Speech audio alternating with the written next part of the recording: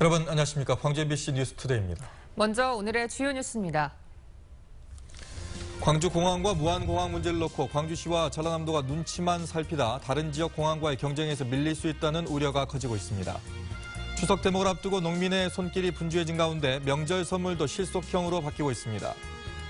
남해안 양시장의 고수원 피해가 눈덩이처럼 불어나고 있습니다. 등량만 바닷속은 폐허로 변했습니다. 일반 시민이 직접 참여해 만든 비엔날레 작품이 공개됐습니다. 작품의 상당수가 소외계층의 상처를 치유하고 회복하는 데 초점이 맞춰졌습니다.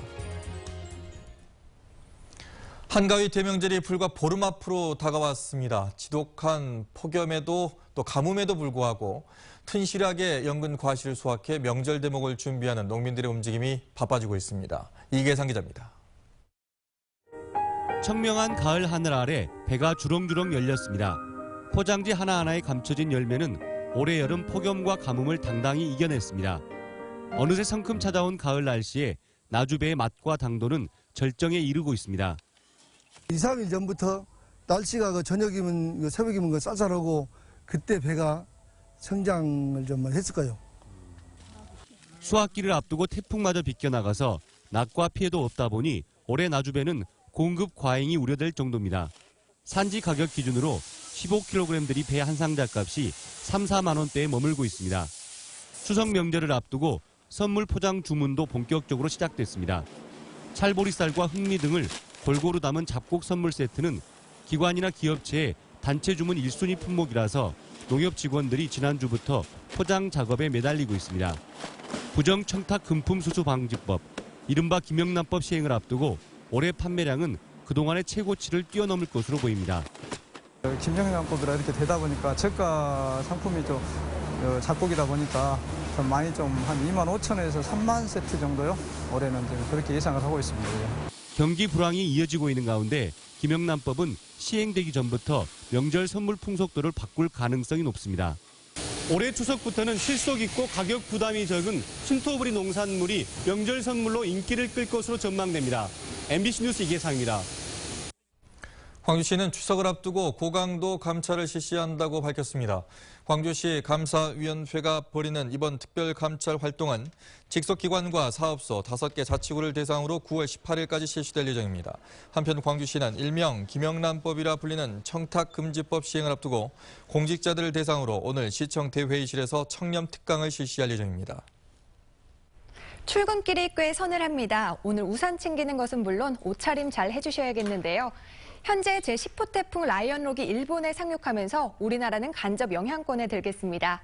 어제 광주를 비롯해 전남 22개 모든 시군에서 발효된 강풍주의보는 오늘도 이어지겠는데요. 오늘 광주의 낮 최고 기온은 27도로 어제와 비슷하겠지만 바람이 강하게 불면서 체감 기온은 더 떨어질 것으로 예상됩니다. 오늘 오후에도 소나기 소식 있겠습니다. 현재도 곳에 따라서는 빗방울이 떨어지는 곳이 있겠는데요. 내일까지 우리 지역 5에서 30mm의 강우량이 예상됩니다. 현재 기온입니다. 대부분 지역 어제보다 아침 기온이 올라서 20도대로 출발하고 있고요. 장성과 담양의 낮 최고 기온 26도, 화순이 27도로 예상됩니다.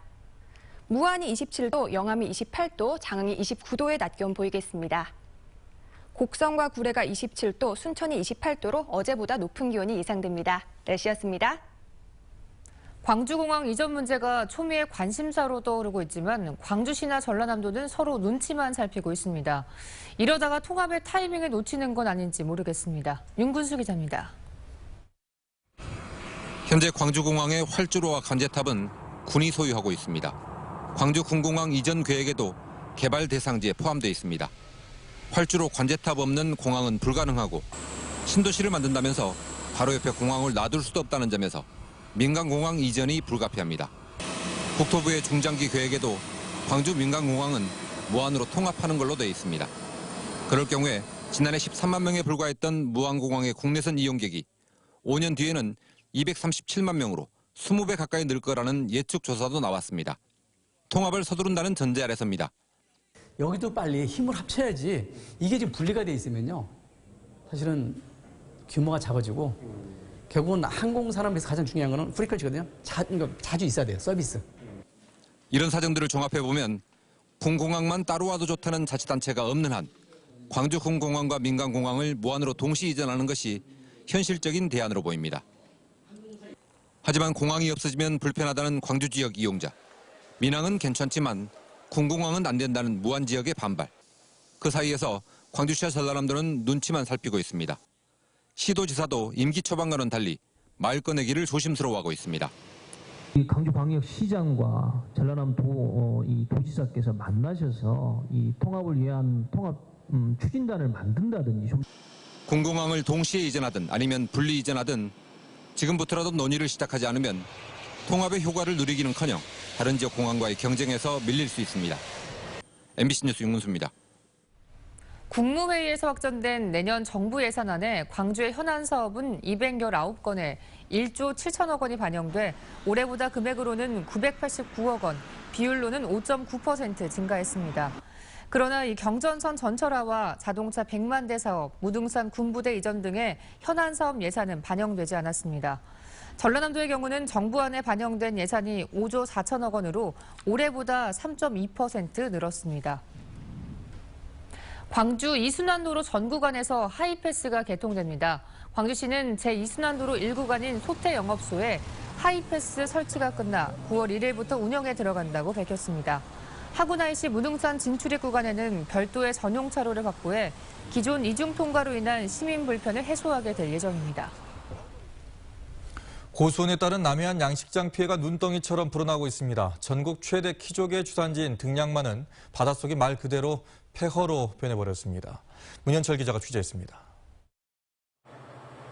국내 키조개 90%를 생산하는 장흥 등량만.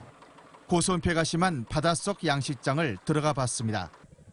뻘속에 박힌 키조개들이 하나같이 입을 벌린 채 죽어 있습니다. 마치 쭉정이처럼 속이 빈 게 태바입니다. 이달 초 바닷물 수온이 30도 이상 올라가면서 집단 폐사한 겁니다. 지금 현 이 바다 속을 보면은 이 키조개가 이렇게 다 이렇게 정상적인 키조개가 이렇게 다 이렇게 아무러져 있어야 되는데 폐사된 게 지금 싹 이렇게 버려져 갖고 다 있어요. 지금. 양식어민들은 채취를 앞둔 키조개는 물론 1, 2년생까지 대부분 폐사해 생계마저 막막한 실정입니다. 예년에는 지금 일본 수출도 많이 이렇게 하고 내수 시판도 활발히 지금 하고 있는데 올해는 전량적 수출할 물량도 없고 내수할 지금 물량이 전혀 지금 폐사가 돼 있기 때문에 정말 답답한 그런 마음입니다. 바지락과 피조개, 새꼬마까지 폐사 피해가 속출하는 등 등량만 전체가 고수온 피해로 몸살을 앓고 있습니다. MBC 뉴스 문현철입니다. 빛가람 에너지밸리 입주 예정 기업들이 직원 채용을 위한 잡 매칭 데이를 개최합니다.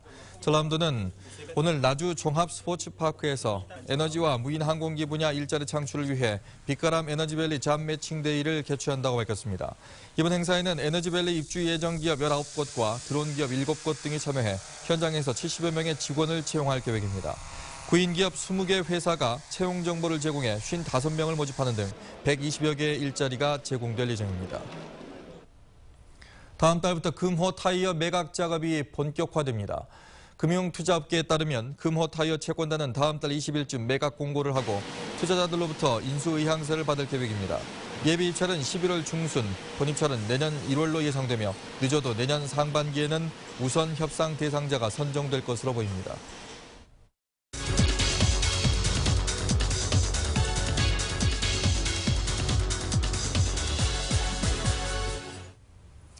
최근 광주 최초로 금융복지상담센터가 문을 열었습니다. 내일부터 본격적인 업무를 시작하는데요. 네, 앞으로 채무로 고통받는 시민들에게 어떤 도움을 줄지 강회연 금융복지상담센터장과 이야기 나눠보겠습니다. 안녕하십니까? 네, 안녕하십니까?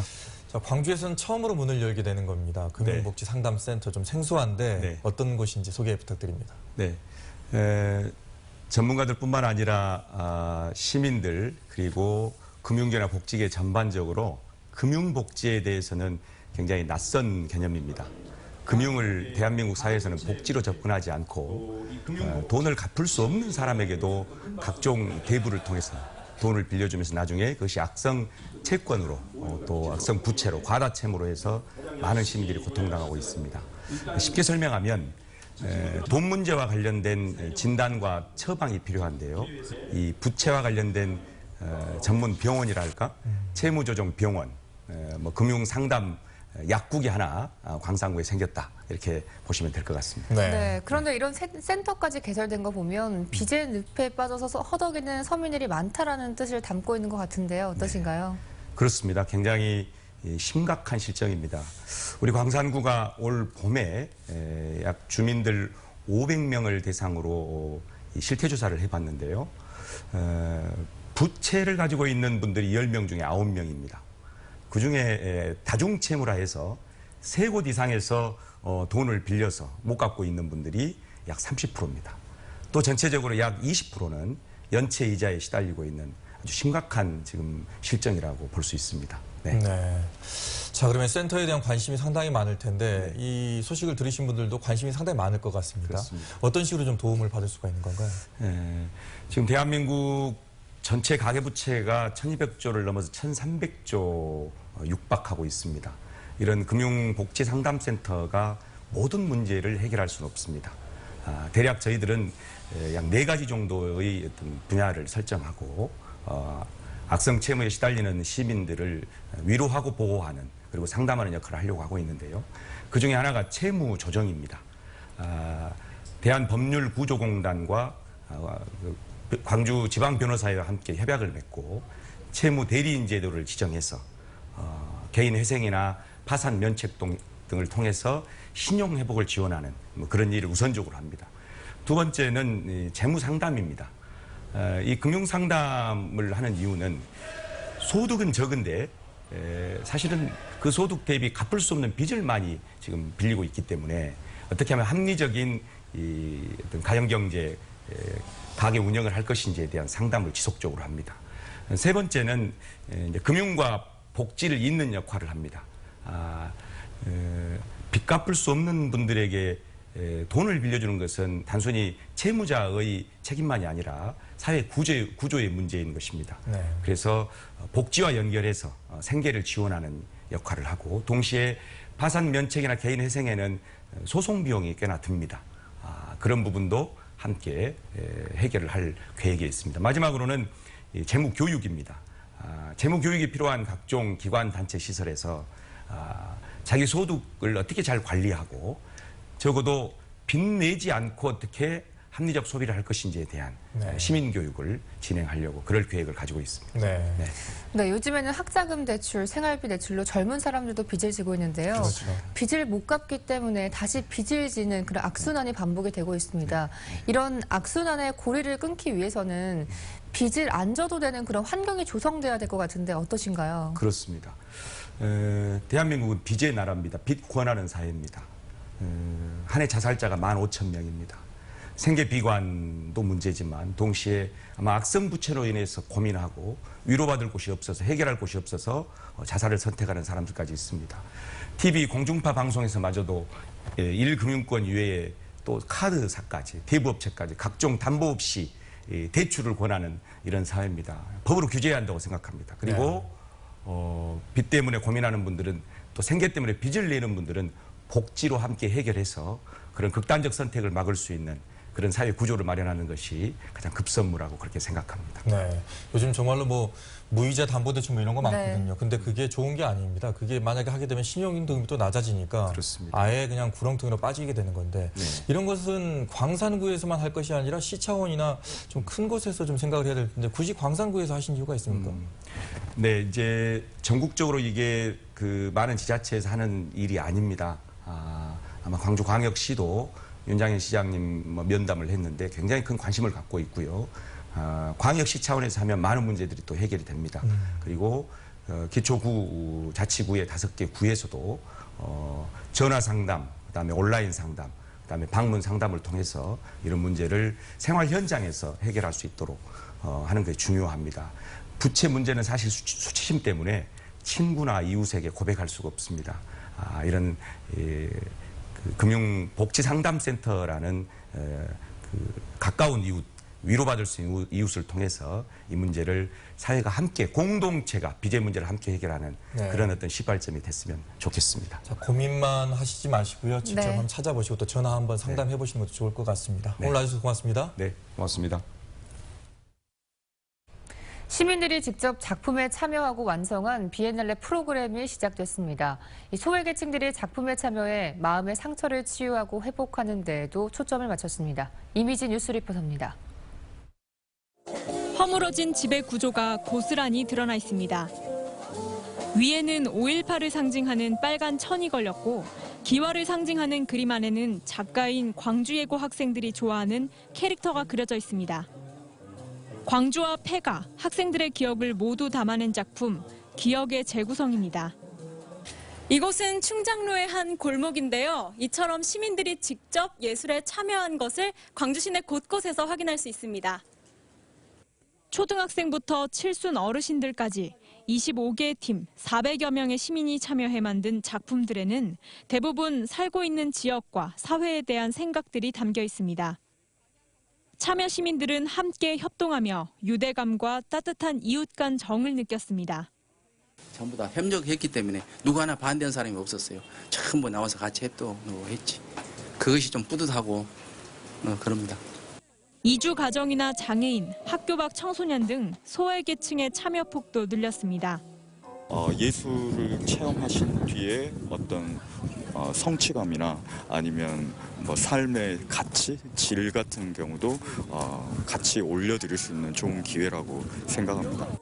시민들이 제작하고 구상한 이번 프로그램은 11월 5일까지 비엔날레 광장과 아시아문화전당, 금남로 등에서 만날 수 있습니다.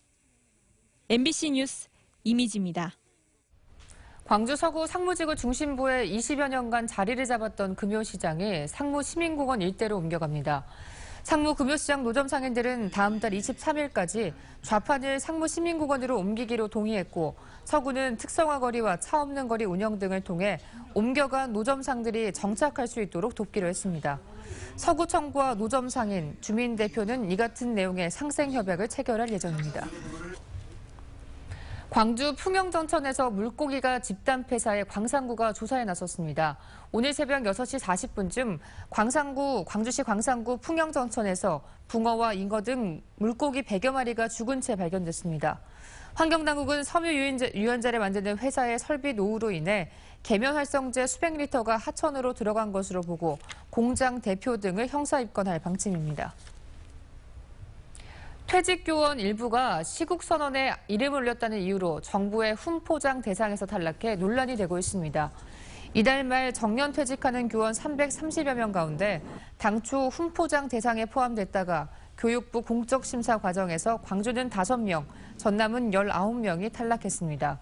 정부는 지난 5월 스승의 날 표창에서도 교과서 국정화 반대 시국선언에 참여한 교사들을 표창 대상에서 제외했습니다. 무면허 음주 뺑소니 사고를 낸 세무사가 구속됐습니다. 광주 서부경찰서는 지난 2일 광주시 서부 풍암동의 한 도로에서 차량 3대를 들이받아 운전자 등 4명을 다치게 한 뒤 도주한 혐의로 세무사 58세 문모 씨를 구속했다고 밝혔습니다. 과거 음주운전으로 면허가 취소된 문 씨는 사고를 낸 뒤 자신의 또 다른 차량을 몰다 음주 단속에 적발됐지만 측정을 거부한 혐의도 받고 있습니다.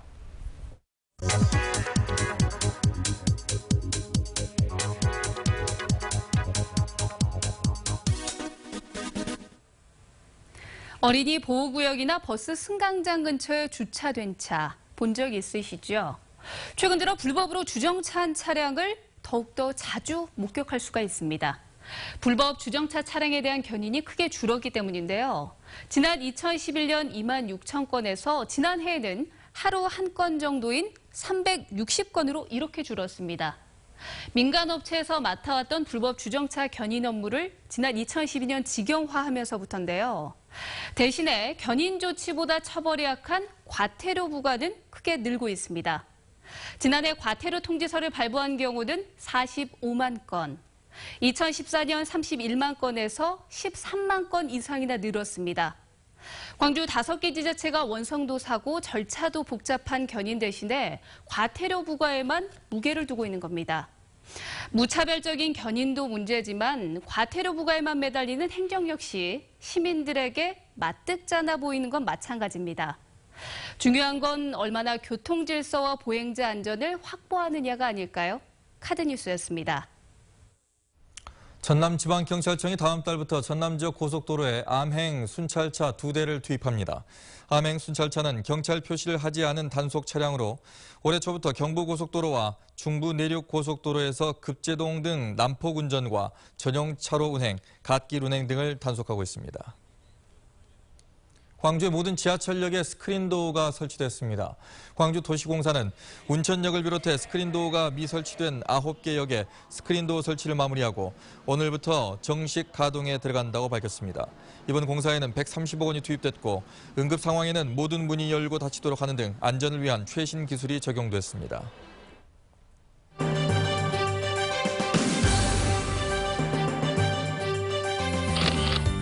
아시아 소사이어티의 네트워크인 아시아21이 이재욱 전남일보 대표이사를 올해 떠오르는 젊은 리더로 선정했습니다. 빛가람 혁신도시의 랜드마크인 빛가람 전망대에 설치된 모노레일과 돌 미끄럼틀 운영을 내일부터 시작합니다. 광주 광산구가 외국인 주민들의 취업을 돕기 위해 외국인 취업희망스쿨을 운영했습니다. 동강대학교가 학생과 교직원의 정신건강을 지키기 위해 광주 북구 정신건강증진센터와 업무 협약을 맺었습니다. 출근길이 꽤 서늘합니다. 오늘 우산 챙기는 것은 물론 옷차림 잘 해주셔야겠는데요. 현재 제10호 태풍 라이언록이 일본에 상륙하면서 우리나라는 간접 영향권에 들겠습니다. 바람이 매우 강하게 불겠는데요. 어제 광주와 전남에 내려진 강풍주의보는 오늘도 이어집니다. 오늘 광주의 낮 최고기온 27도로 어제와 비슷하겠지만 바람이 강하게 불면서 체감기온은 더 떨어질 것으로 예상됩니다. 오늘 오후에는 내륙을 중심으로 소나기 소식이 있겠습니다. 현재도 곳에 따라서는 빗방울이 떨어지는 곳이 있겠는데요. 내일까지 우리 지역 5에서 30mm의 강우량이 예상됩니다. 현재 기온입니다. 대부분 지역 20도대를 보이면서 어제보다 높게 출발하고 있고요. 장성과 담양의 낮 최고기온이 26도, 화순이 27도로 예상됩니다. 영암이 28도, 강진과 장흥이 29도로 어제보다 1도에서 2도가량 높겠습니다. 곡성과 구례가 27도, 고흥이 28도로 예상됩니다. 전 해상에서 풍랑주의보가 내려진 가운데 물결이 최고 6m까지도 높게 일 것으로 예상됩니다. 항해나 조업하는 선박들은 피해 없도록 주의하셔야겠습니다. 토요일에 비 소식이 있겠고요. 점차 기온이 오르면서 평년 기온을 회복할 것으로 예상됩니다. 날씨였습니다.